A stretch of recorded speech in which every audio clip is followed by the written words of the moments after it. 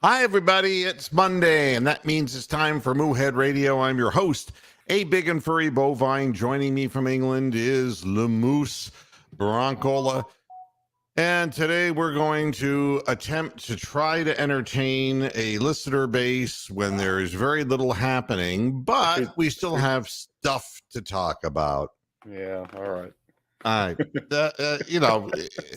I'll be honest with you. It really bothers me when I see people charging for a service that is, I mean, anything that's like, if you go to a restaurant and your food is cold, it doesn't come out of the kitchen on time, and the waiter is just not with it, and you say to yourself, "Ah, God, what a wonderful world." Yeah. It bothers me when I see the level of quality, and especially when I'm looking at Cleveland.com, which I'm not going to tell you that it was really quality oriented. It never was. Yeah. Yeah.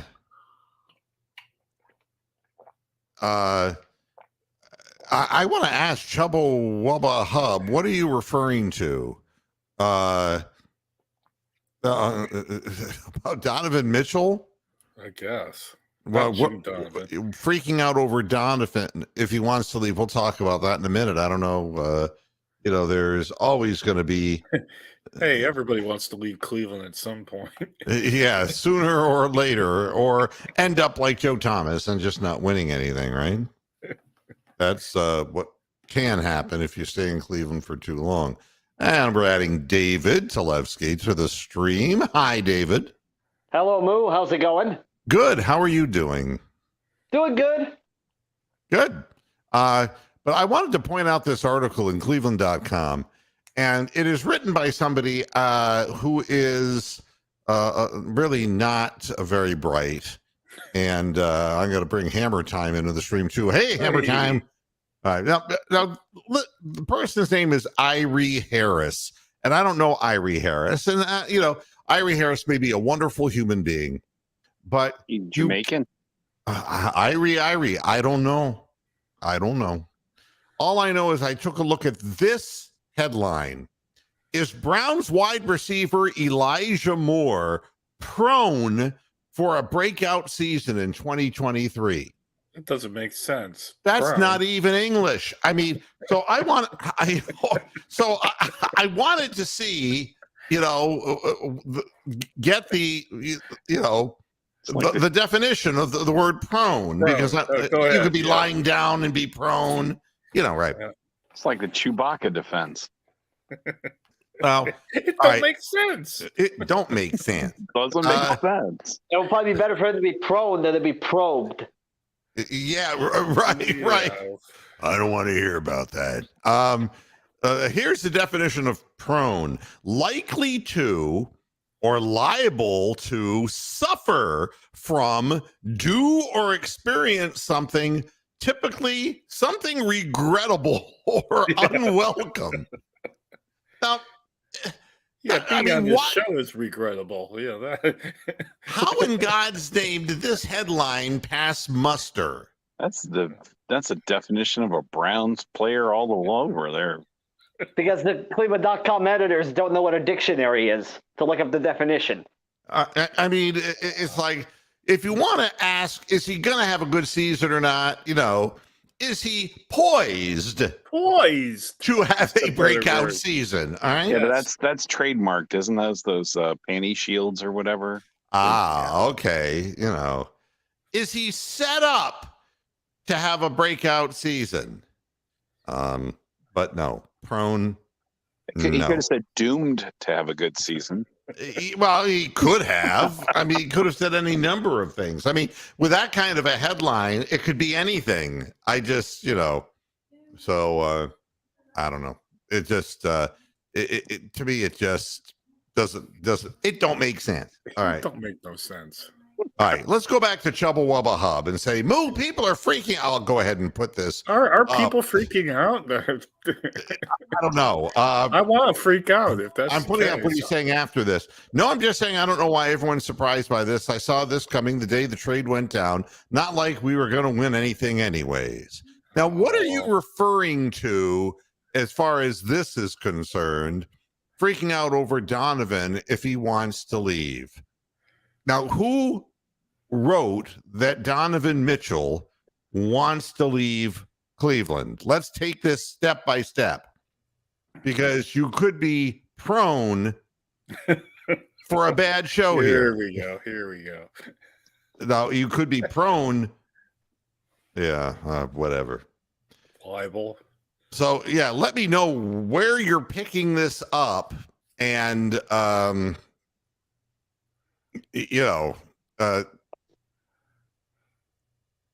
Double P saying that he wants to go to New York. Well, he can visit there, go to the Statue of Liberty. Yeah, it's nice there for a few days. I'm saying what solid evidence do people have that this is the case? Or is this just something that we're just going to rub Cleveland's face in a pile of shit? Nobody has any evidence on it. It's just they see him hanging out with the Knicks players and all that, and they're just putting two and two together. Yeah. All right. And now I'm getting an answer. So we let Chubba Wubba Hub, who's a good guy, and in good standing here on the program, by golly, which can't be said for Hammer Time, who keeps popping in and out of here. Sorry about that. No, I had that's a phone call pop in. Oh, you're a busy man. I get that. Popular. I get that. Yeah. Apparently, Cleveland beat off. No, apparently, Cleveland beat writers are saying he's telling everyone in the league he wants to be in New York, and I'm saying everyone is overreacting. All right, let's look at it this way. New York, I don't know what the deal is. If he wants to go to New York, that New York would have to pony up something to get him, and I don't know that New York has anything that would really make the Cavaliers a better team. But what I will say is this. Donovan Mitchell had a good year in Cleveland, and he did fine. Would my world end if Donovan Mitchell left? No, absolutely not. Would it begin anew if he signed an extension? No. Do I really give a flying fuck? No. I mean, the Cleveland Cavaliers are one of many teams in the vast middle. We thought we were better than that, but we're not better than that. I just don't think that the talent on the team is either deep enough, or if the people who are the younger players don't have either a high enough ceiling or aren't willing to work hard enough to achieve that ceiling.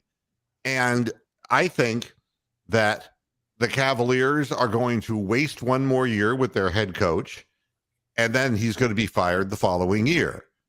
Because, again, JB Bickerstaff is no X and O's genius, and he is not inspiring his players to work harder during the off season. All right. Now, Chubba Wubba Hub. Let's get to the nitty grit. Apparently, Cleveland beat writers. Why don't you name them by name?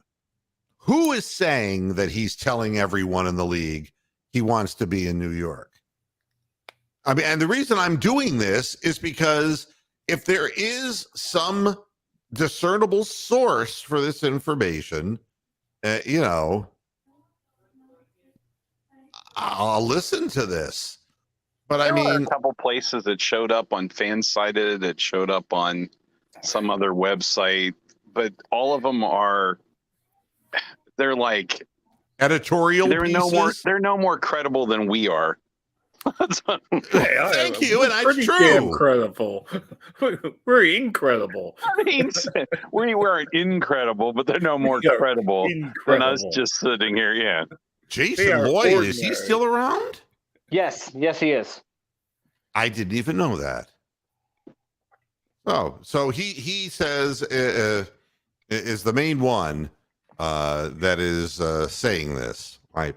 Let's take it for what it's worth. Let's accept Jason Lloyd at his word, which I wouldn't do.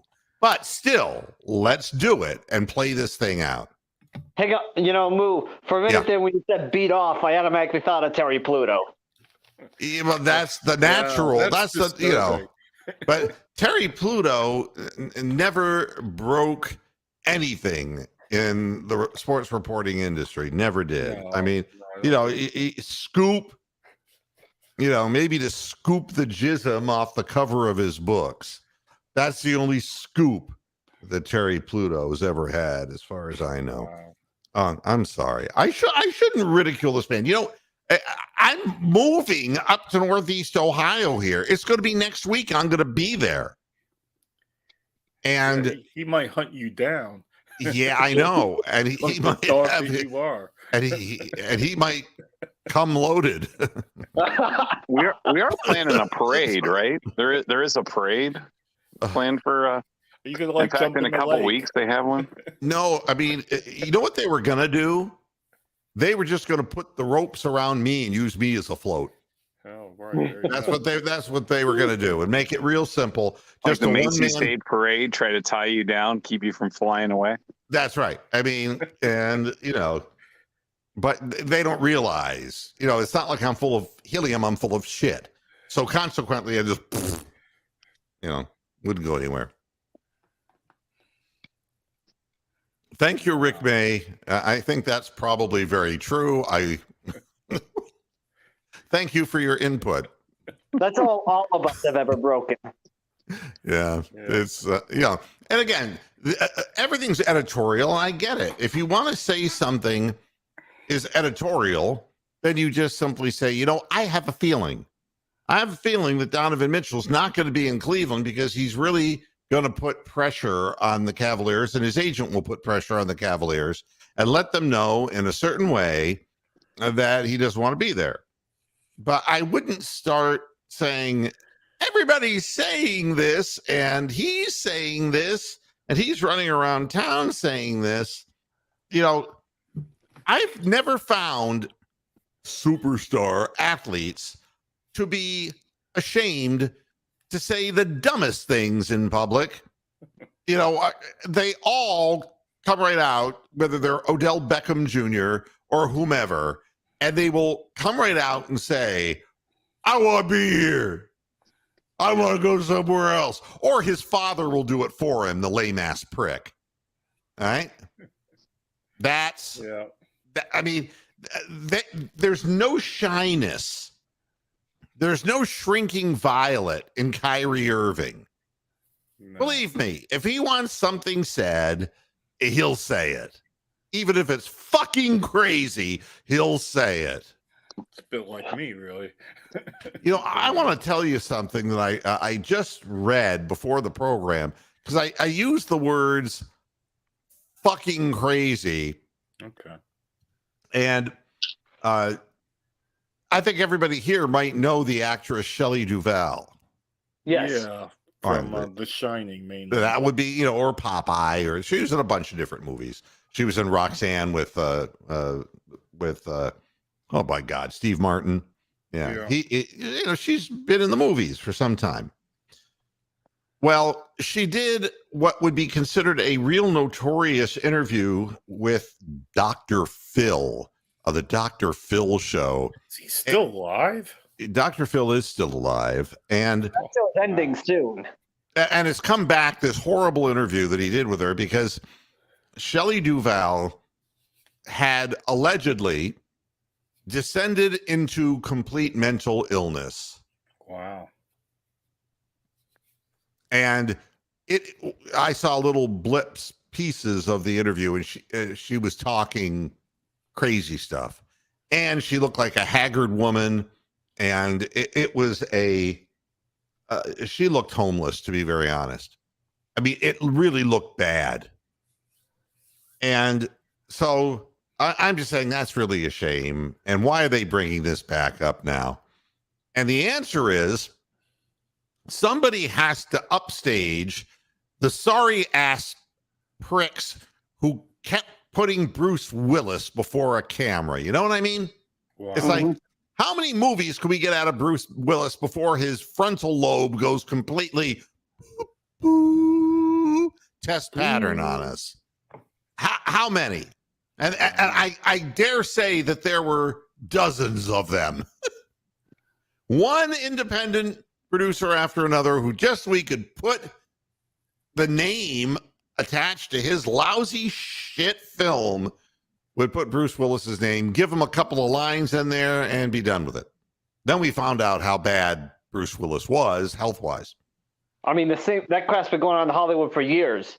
Yeah, I remember reading years ago they were talking about the Three Stooges and how all three of those guys were treated like crap by the movie company. Yeah, especially when Charlie Howard was in decline. Yeah. Yep. The thing is, a movie was shot, an independent movie called The Forest Hills, and Shelley Duvall is in the movie. Now, that would seem impossible based upon what I saw from the 2016 excerpts of the interview with Dr. Phil. Now, remember, Dr. Phil's no different than the independent film producer. If he can get a crazy version of Shelley Duvall in his program, then that's a coup for an asshole like Dr. Phil, who's no kind of doctor at all. He's a charlatan. He exploits people. That's what he is. He's like Dr. Oz. And he exploited her. Nobody wants to see a sad thing like that. Oh, my God. What do we have here? John Brown? Who is? No relation to Jim Brown? You know, John Brown, are you there? I'm there. Can you hear me? Yes. Hey, buddy. My God, how long has it been? Probably a few years at least. Yeah. How's life? You still in Youngstown? I'm not. I'm in Arizona now. Oh, that's right. That's right. You took the for the minor league team there, right? Correct. You still there with the team? I am. Good for you. Tell us, refresh the audience. John and I came to know one another when he was in Youngstown because of the Eastern Indoor Football League with Jim Terry at a crazy time in the program where the show actually started becoming relevant in some sort of way. That was the best. Maybe the best of times. It was the worst of times. But yeah, I think we were on. We talked a little sports before that, and then the gift that kept giving. What year would that have been? Like 2006, 2007? Yeah, I mean, unreal. Hey, Youngstown Bobby Alcott. How you doing, Bobby? You're positively Bobby. Yeah. Youngstown built this big, beautiful, brand new arena, and we got an Arena 2 football team. I think, were they called the Youngstown Thunder? What were they called? Yeah, Youngstown Thunder. All right. Was a legitimate arena team, and then that's right. They were the real team. The real team, this bootleg team, came around called the Youngstown Hitmen, and we got introduced to the man himself, Jim Terry. Oh my God! And he's disappeared off the planet, right? I couldn't even begin to tell you. I couldn't either, and it's not like I'm looking. But yeah, so John ended up with a minor league baseball team. You were doing promotions there. Tell us about what you're doing. So I was with the major league team out here in Arizona, down at spring training here. Oh wow! So the business development, that kind of thing. How's life in the desert, man? Starting to get hot. Starting to get in the hundreds. But I was going through YouTube the other day and I saw a video of you. You're moving back to Ohio. Is that true? Well, for the summer, I bought a summer home in Ohio because for a whole series of reasons. And you know, I just turned 66, and I wanted to go home.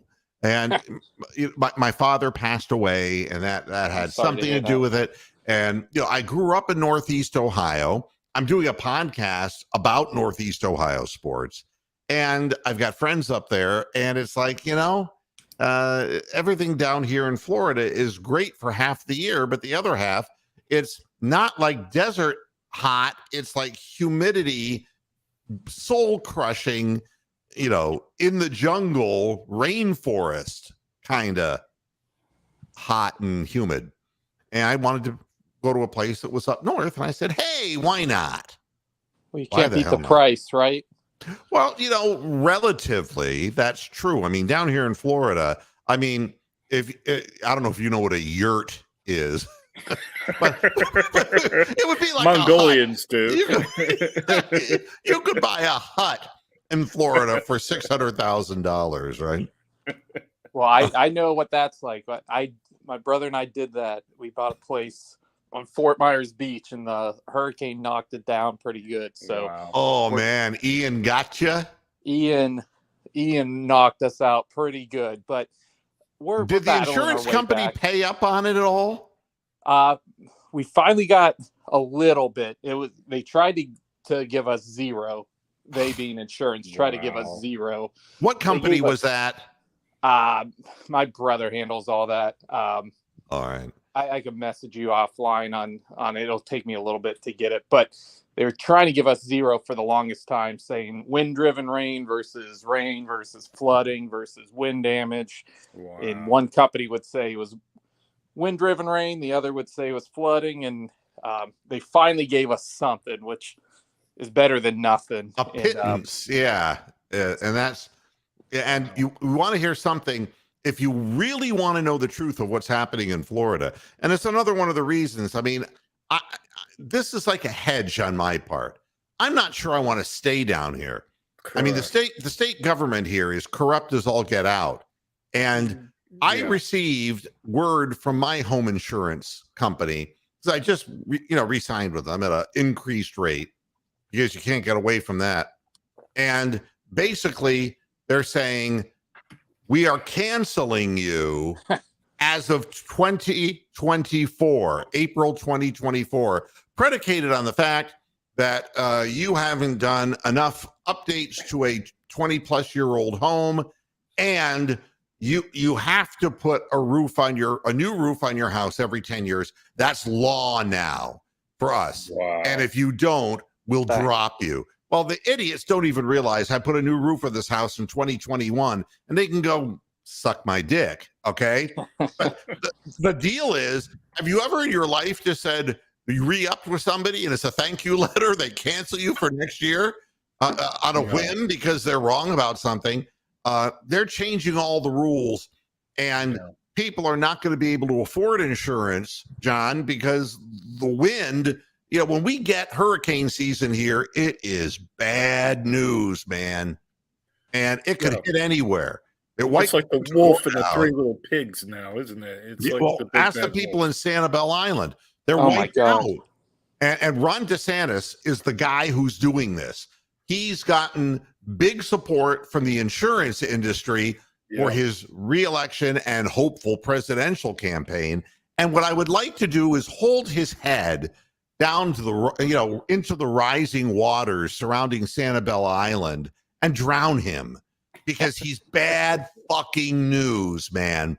Bad fucking news. And here you want to move to be away from him, and I want to move to be by him. So different strokes for different folks. I'd give it all to have him as my governor. You wouldn't love this guy if you saw what's happening. I'm not going to sit here and tell you that you don't see me moving to California, I'm going back to Cali. I don't think so. All right. No. I mean, I'm not looking for, but people who are coming here, and you kind of, I think that you basically said this in so many words that you'd want to be here because it's become an enclave of the far right. That's just what they're moving in. Say that. Oh, it's a better functioning government than what we have in Arizona right now. I think our governor set the record for most vetoes in a year by the month of March here, and she currently sits at a 38% approval rating, which is And what's the her lowest. name again? Katie Hobbs. She's a Democrat. The Democrats don't like her, and that tells you everything you need to know. She's a social worker who became governor. Yeah, the thing that's interesting is change is not always a good thing, and because if you're not equipped, if you don't have experience, you don't surround yourself with people who are experienced at a state or God forbid national level. Like Jimmy Carter kind of had that problem when he was president of the United States. It's like, I'm the governor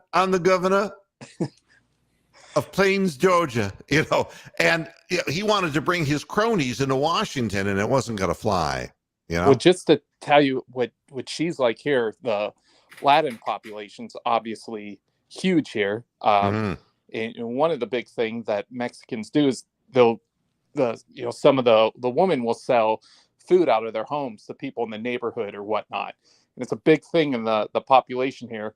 This idiot governor, the Mexican woman who voted her in, she made a rule that people can't sell food out of their homes anymore. She made it illegal.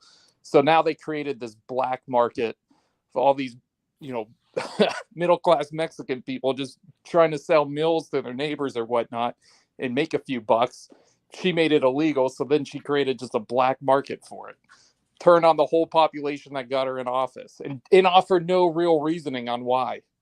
Well, I mean, it's just becoming, and then the governor wants to get into a fight with Disney. All right. And I don't understand. Everything he's doing is for high profile purposes, and it is not helping people who are, and you just have to look at what's happening here. You know what the truth is, John? You may want to be here, but you're never gonna be, because you'll never be able to afford it. And it's crazy. I went driving about 25 minutes north of the area in which I live. All right. And they're building what look like Florida barracks. All right. It would be like a palm tree in Gomer Pyle's front yard. Golly, a tree. And these, I mean, it's horrible. And they want $500,000 for a 1,700 square foot, and it's doesn't even have a plywood roof on it. It's got particle board under the roof. I'm not making this up. I drove right through the area, and it's like, holy cannoli. Where was this at? I'm sorry? Where was this at? Oh, this is close to Parrish, Florida. And and Parrish is an area which is in northern Manatee County, and it is kind of the halfway mark between the Tampa metropolitan area and then the Bradenton/Sarasota metropolitan area. But everybody has been forced out of Sarasota because it's become so expensive. People are tearing down homes and building new homes because more and more they keep coming here. And the people with money, and a lot of them from the Northeast, and it's driving the price of everything up. It's really remarkable, really remarkable. I mean, same thing is happening here. I think when I moved in, we bought our house for $250,000 now. That same house today is $700,000, and I know, man. It's where cheap land used to be, which is on the west side of town, like Buckeye, Goodyear, Surprise. That's now just as expensive as Scottsdale. Yeah, and then all the tools are moving to Scottsdale. Every demonstrative human being that you could ever think of is planting their flag in Scottsdale, telling you how great they are. Yeah, it's funny. When I was in Arizona, and I never lived there, but I was looking at purchasing radio properties in a little area called Sierra Vista, which is south of Tucson. But I did spend some time, in the greater Phoenix area. And, at the time, it was like a Republican bastion. It was a red state for sure. Well, what's happened here is, in every month I go out and I meet a new neighbor on our street. They're all fleeing from California or Washington State, and I'll talk to them, and they say, "I'm moving. You know, the home prices up there are twice as much as they are here, and the taxes are terrible, and all this." And this was before we got the new governor, but then they go, so we're moving here. You know, the flee taxes, to flee all the bad parts, and then they'll like bash us being Republicans here. I'm like, wait a second, you just told me you're leaving California and Washington because high taxes, and now you want to bring those problems here. So it's happening in a lot of places, and you know what I'm seeing is just is unconscionable. I mean, literally. If you, I'll ask you a question, John. You live in a nice house, I'm sure. You have the typical Arizona/Florida kind of tile roof house. Yep. About how big is your house? About 1,400 square feet, 1,450, something like that. All right. How big is your house? How big is your? Okay. How much would it cost to get that re-roofed? You know, it's I was going through the papers the other day. Who I bought it from got it re-roofed two years before we bought it. It's about 20 years in Arizona. They want you to redo the roof, but we're looking at the papers. It was $22,000 in 2015, so probably 40 to 50,000 today. Yep. I mean, my roof 2 years ago, $54,000. All right. And no end in sight, because now it's over 70. And they have the veritable waiting list for a roof. And if your roof is leaking, it's not like you can wait, but they still say, hey, we're a third world country now. You got to wait for your roof. And it's so now the insurance companies are going to really pile on and say, you know how we're going to make you leave this area? We're going to gentrify this area with big money. And the way we're going to do it is when your roof hits 10 years, we're going to raise your insurance rate so high that the only way you get to stay is if you agree to not have hurricane insurance. Now, this is the game, because companies are two companies. And the reason I was asking, you know, about your Fort Myers debacle is that a lot of people got caught in Hurricane Ian, and two insurance companies went out of business because what they were doing was selling their policies and investing their money in a speculative way, which is America today. Yeah. And the goddamn hurricane hit. And what do you know? Wonder of wonders, miracle of miracles, they didn't have the money to pay it out. So what do? They run to Ron DeSantis. Say, Ron, bail us out, please, please, oh, please. And he does. And he allows them to. And they got lucky. Every person who owned a house there got fucked. And they got lucky too, the insurance. Imagine if that hit Sarasota more up your way when it was supposed to hit. That's a larger pop. Sanibel and Fort Myers Beach are pimples on Florida's map of what could have happened. It was heading toward us, man. It was heading toward us. I'm telling you, the houses aren't built to hurricane standards, especially those ones I drove by. I mean, my God. I mean, if, you know, God forbid, my grandfather, who had a bigger nose than me, if he sneezed, he could knock one of those houses down. Right. Wow. I mean, and that was the problem with Fort Myers Beach, is a lot of those were 70s cottages that could not.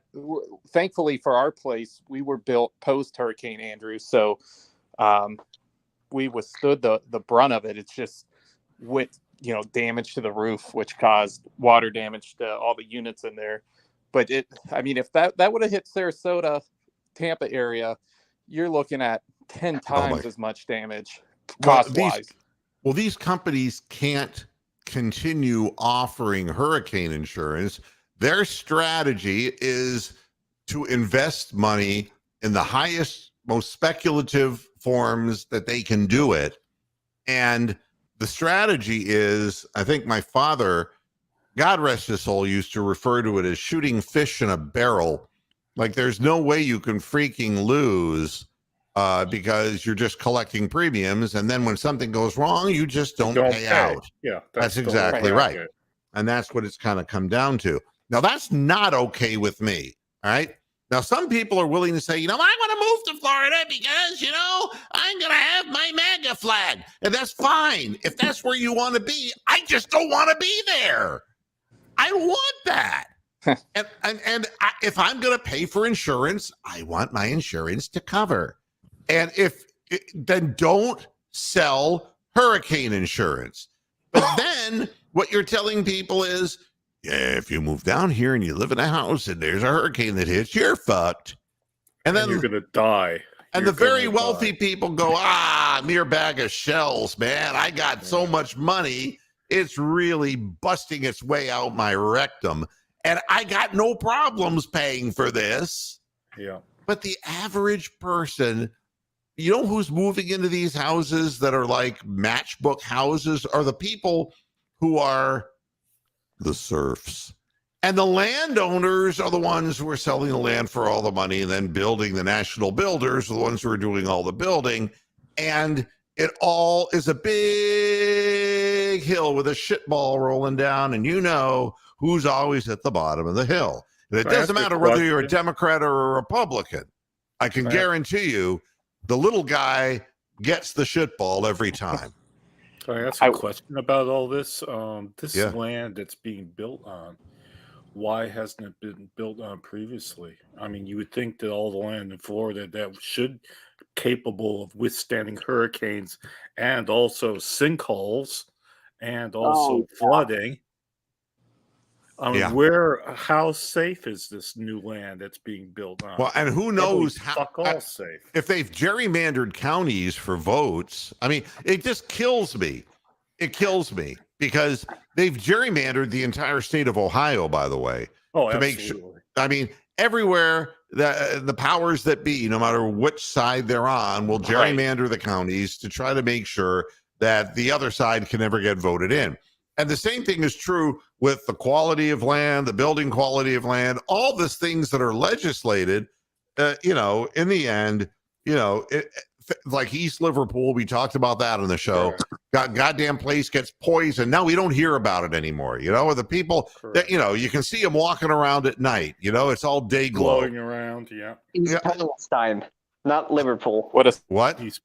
East Palestine. Oh, that's right. Is close enough to East Liverpool. You might as well. You might as well pick and it's near Toronto as well. I just can't say the word Palestine. I'm just afraid something's going to blow up in my backyard if I do. My buddy was asking me. He grew up in Arizona. He goes, "Why do you name all these towns in Southern Ohio after the shittiest cities in Europe? Palestine, Liverpool." Yeah, it's Lisbon. I thought that's where like the LGBTQ people lived. That's Lesbos. Oh. It's like my dad. I moved to Lisbon. Oh my God.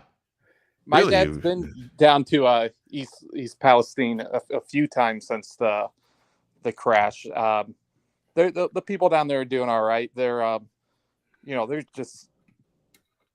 Where are they going to go? Never going to. If you haven't left that city by now in your life, you're never going to leave. Yeah, well, and you're the only person who's going to really, the guy who owns the land that is the burial ground. That guy's going to make it okay because he's going to have expansion. But it's really scary when something that terrifying can happen in a small confined area, and it takes days and weeks for people to find out what happened. The funny thing is so I know we'll disagree about politics, but when but I still love you, John. When Mayor Pete went down and he visited. He goes, he's trying to, and Trump went before, and he goes, "Yeah, Trump, he doesn't get you guys. He doesn't shop at TJ Maxx. He doesn't." I'm like, You fucking think there's a TJ Maxx anywhere close to this place? Like, how out of touch are you? You're trying to get to their level, thinking that they don't have a TJ Maxx there, dude. TJ Maxx. And what an insulting thing to tell them that they're all discount clothing shops. They don't have a gold circle there. I mean, come on. Yeah. What about a hit or miss? Yeah. I just wanted to call in and say hello. I saw you moved back to Ohio, and I haven't actually officially, but the house is being closed down in the next 2 days, and I will be up there this weekend and for the rest of the summer. So yeah, it's going to be fun. Which city? I'm not divulging that. Or which area? What would be the Northeast lowest Ohio. crime area in Northeast Ohio? In Northeast Is there even Ohio, one at this point? Bath. That's really interesting because most people would say, he wants to own LeBron's former house, and it's like no, but actually you're right in one respect. I'm on the west side, okay. So to give you an idea of the west side, you got, from Cleveland area, Brecksville, and going south, then you're going to hit, so Strongsville and Richfield and that whole area in through there, and then Medina to the south. And then to the west, you have Orville and the Smucker Jam people. And but I'm going to be living in an area that is very close to Amish country because I want to really find people who are cheaper than I am. Wow. You will there. The only thing you have to worry about is a buggy running a little swervy at 11 p.m. at night coming out of the bar. Well, when I was up there at the beginning of May, just, doing walkthroughs of houses and all that kind of stuff. I mean, there are Amish people and they had electric bikes. Wow. I mean, I don't know. I mean, things have come a long way. Amish can use gas powered. Okay. You see, I'm going to be educated about this, They can use some gas powered things like chainsaws, I think they can use. It could be the Mennonites too. Mennonites always get confused with them. Mennonites can do everything that we can do. Yeah, they can do porn. It's like, I'm going to make so many friends in Northeast Ohio. I think you should be leaving here, English. We got to get you. Remember when you were on in the Canfield Fair? You were on live. No. Yeah, I remember. Those were the days. Blaring out of a loudspeaker at the Canfield Fair. And I was saying horrible things. Wow. I think you had to censor yourself a little bit. You couldn't curse. I think that was one of the required. That was through Armstrong Cable, right? What is the Canfield Fair setup? Wasn't that through Armstrong Cable or? Yeah, at the time, yeah, and so somebody who is associated with one of the whatever, they don't call them kiosks, but you know what I mean. And they had like a tent there, and they said, and they were friendly to the program. He said, "We're gonna go ahead and put you up on a loudspeaker," and I'm like, "How are you fuckers doing?" Canfield, never forgive me. Those are fun times, man. I figured out where you're moving to. You figured it out? To Stan Hewitt? No. You're actually going to Dick Goddard's favorite Woolly Bear Festival in Hinckley. I just want to welcome everybody to the Woolly Bear Festival here in Hinckley. Our town was named after a man that shot the president of the United States. And buzzards. You remember when Sam used to call in? Sam passed away. Yeah, I know. Yeah, that was a horrible thing. And Sam was a friend of mine off the air. And his real name was Vince Martini. Yeah. And I still think of Vinny. I do. And I still keep in touch with his daughters. Okay, good. They're wonderful people. And the one who Gina is the singer, and she moved to Nashville and she just got married, and it's like, wow, this is a long time coming. That little girl, I remember when she sang in the stadium and she sang the national anthem. Yeah. I still remember rushing home after high school and tuning you on in 2005. And what were you on, like 4 o'clock then, 3 to 4? And online radio was such a new thing there. No one knew what it was. Neither did I. And I still don't. That's I think, and the only reason, I just love doing this. And, it's fun because over the course of 20 years, a lot of stuff occurs. And some of it, you remember when I got Schleister thrown out of the mall? No. Oh, yeah. That was another Youngstown thing. He was in the mall in Youngstown. I don't remember the name of the mall, but he the guy was a scam artist, and he was charging people to sign. He was signing his book. He was just out of prison. The guy was ruthless. And I called the main office live on the air. I said, of the Eastwood Mall? Yeah. That's right. And I said, do you know that Art Schleister is charging people to sign books in your mall right now? And they go, no. And I said, are you kidding? I go, this is not something I'm kidding about. I'm on the air live right now, and so are you. It's like, you can do whatever you want to do with this, but Art Schleister is selling his signature. And this is after he had, done all kinds of horrible things with checks and that were bouncing and all of that good stuff. I remember this now. They escorted him out of the mall. Wow. It was another one of the few things, a sense of true vindication that I had. It was like, this is how the mighty have fallen from Ohio State icon being escorted out of the Eastwood Mall. Funny, you just can't make shit like this up. And things have settled down a little bit more these days, but still every so often, I don't call Browns people are still live terrible. Oh, the Browns, yeah. That hasn't changed. And now, we're sitting here talking about Donovan Mitchell. Oh, he wants to leave the Cavaliers. Kyrie Irving. He wanted to leave the Cavs, and it's like, oh, does Donovan Mitchell wants out?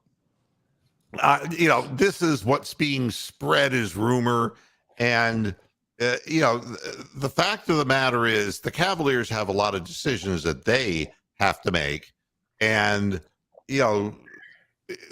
it can't continue to include people like Stevens and Jetty Osman and people who are, just roster fillers, or Dylan, the injured one, Windler. We can't keep bringing these people back. The Cavaliers need somehow to build their roster into a deeper kind of situation. And if they were to get a deal, and I've heard a lot of all kinds of weird speculations, like, well, maybe we could get Jaylen Brown from the Celtics. And it's like, there's no deal that can be, there's no deal that can be done this way. The problem with the Cavaliers, we have no assets except Donovan Mitchell. All right. We're not going to get rid of Darius Garland. We're not going to get rid of the unicorn, Evan Mobley. we're not going to do that. So, I mean, do I think Donovan Mitchell is going to end up in New York at one time or another? Maybe it will occur, but this could well be, the evil doings of Stephen A. Smith and the New York-based media that really wants the Knicks to take that next step. But I don't see how they're going to take that next step as long as they have Julius Randle limping around, getting hurt every year. I don't see how they're going to do it.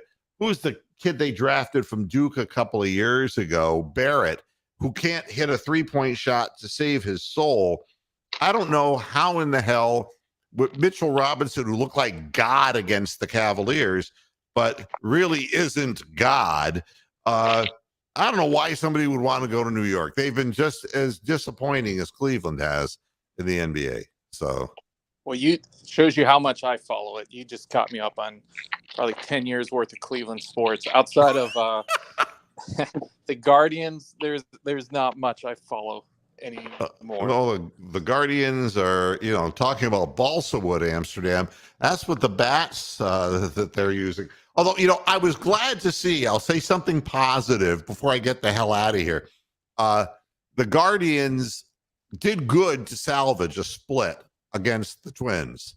That they really did south quickly there. You're right about that. The first two games were fugly, and it was great seeing Tristan McKenzie come back. I mean, he was sharp, and he had that breaking ball working, and one hit in 5 innings and 10 strikeouts. That is a hell of a way to come back. And I saw that we took who was the guy, Plesac, and he's like, bye-bye. He's gone. Yeah. And now we're going to see who steps up. But I like Logan Allen. He looks sharp, and Bybee looks sharp. We just need somebody who can hit the baseball.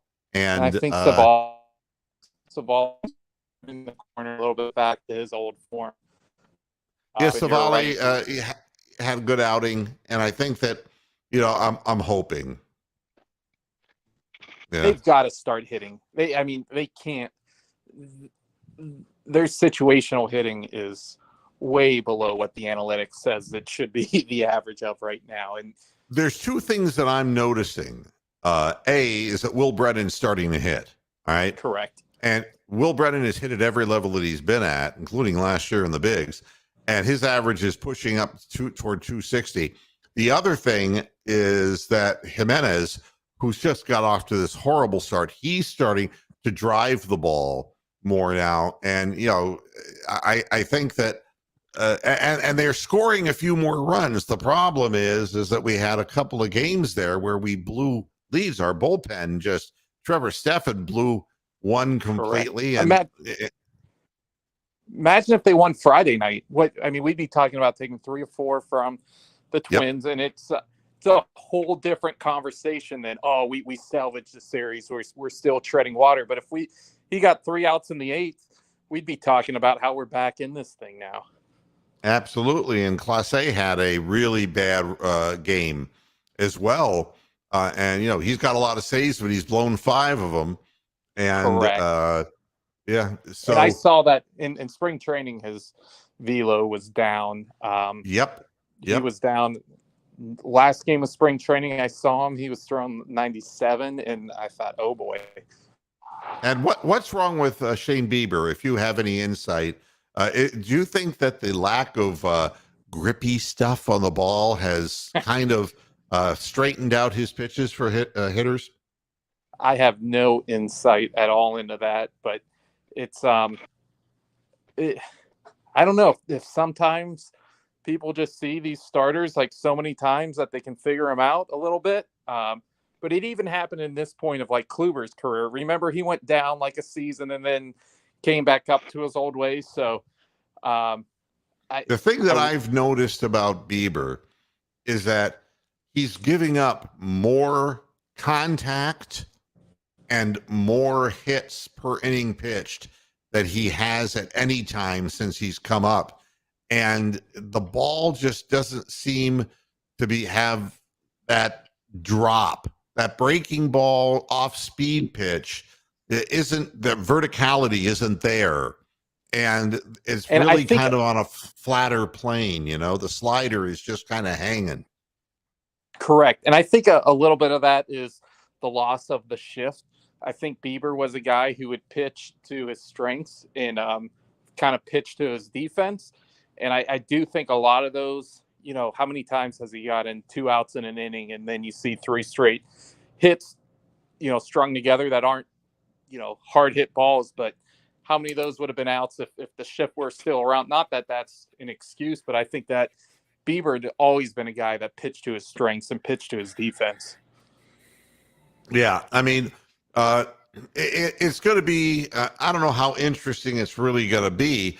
It's only going to be as interesting as the Twins make it, because they've had every chance to get off and running to as good a start as they could, and they seem hell-bent on staying with the pack for whatever reason. I think, and now in baseball, with how the playoffs are set up, you're in it. If you're 500, you're in it till the end now. It's not the olden days where you had to win 95 games to secure your playoff spot. Now you can be in that final week with, now that winning the division is basically meaningless, that, if you're hanging around that 500 mark, you're going to have a chance to make a run in the second half. And now the Denver Nuggets understand why I never wanted the Cavaliers to touch the Miami Heat. Close games, they win. And you can always tell what's happening. They have long possessions. It's a lot like when Frank Vogel coached the Pacers and the Cavaliers could never get anywhere with them because they would use 22 seconds of the clock and make the shot. That and then drop back into a fucking zone that would confuse the hell out of the other team. And Denver was just sledding in mud. There was no pace, tempo, or anything to the game. They let Jokic get his 41 and just let the others chuck the ball up in a half-court setting. They couldn't get out and run. They couldn't get those breakaway points, and they didn't get the turnovers. And Miami started hitting three-point shots, which is not something they consistently do. So that series is going to be interesting. It is the proverbial puncher versus boxer. And, it's whose will is greater. So we'll see what happens with that. I was really shaking my head going, man, you have to do something to change the tempo because the Heat cannot come back from large deficits. You can't stay in close games because they have mature players and they will pull it out. It's, and no, Bronk, I'm not moving to the River Styx. Well, hey, I got to run. It was good talking to you. I wanted to catch up. Miss you. John, it's great hearing from you, and I hope everything goes well. And all politics aside, you know that I think you're a great guy. And you grew up on the show. We had a few people like Tony the Calf who grew up on the show. And it's great hearing back from you guys.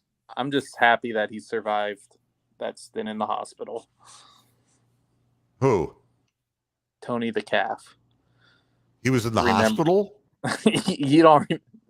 There was a stint there where it was kind of fishy, his timeline on being in the hospital and calling in. Oh, well, there was everything fishy about Tony the Calf. I mean, he had COVID about 5 times. No, and he told me his father was dead, and then he started telling me a story that he had visited his father, and I said, "Did you have a shovel?" It's like, but how does that work? That story made me very bad because I did reach out to him and I was sincerely appalled that his dad died like that. That story bothered me a lot. That I love Tony still to this day. And, I still remember Sam called in and Sam figured it out that his dad wasn't dead. I just remember Tony calling in and saying, "I'm going to kick your ass." That was one of the. When I say he's dead, God damn it. Yeah. All right, man. Thanks a lot, John. You be good. Oh man, everybody, thanks a lot for tuning into this edition of Moohead Radio. It's great. You get old friends who come back, and that's part of the reason I'm coming back to Ohio. I mean, but let's be honest, this last 20 years of doing this, it's just fun. And I want to have a little fun in my life, and So you want to avoid Jim Terry, Art Sleester, and Terry Pluto, though. Yeah, at all costs. Yeah. All right, but thanks to David for jumping in. Thanks to Bronk, and thanks to everybody in the chat room. I'm going to try to squeeze a show in Friday. I'm leaving out Saturday morning early, but I'm going to see if I can maybe, even if I pre-record the show, to deliver something on Friday before I get out of here, because it could be a while until I'm back on the air. I have a schedule. I got to get a laptop up there. I got to get a desk set up in there, a broadcast desk, which will happen on Saturday, and the laptop will be purchased on, I want to say, the 12th, which would be a Tuesday, and what else? Wow, that is soon, isn't it? Yeah, or is it a Monday? Yeah, it's a Monday, I guess, that I'll be buying the laptop and so I got to get the whole thing set up. But that as soon as I get going,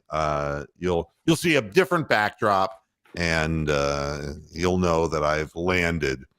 But thanks everybody for the last 20 years, and thanks everybody for just hanging in there with me, and also do everything I can to see you again on Friday. You got to do a Dick Goddard sign off for the Blue Bears.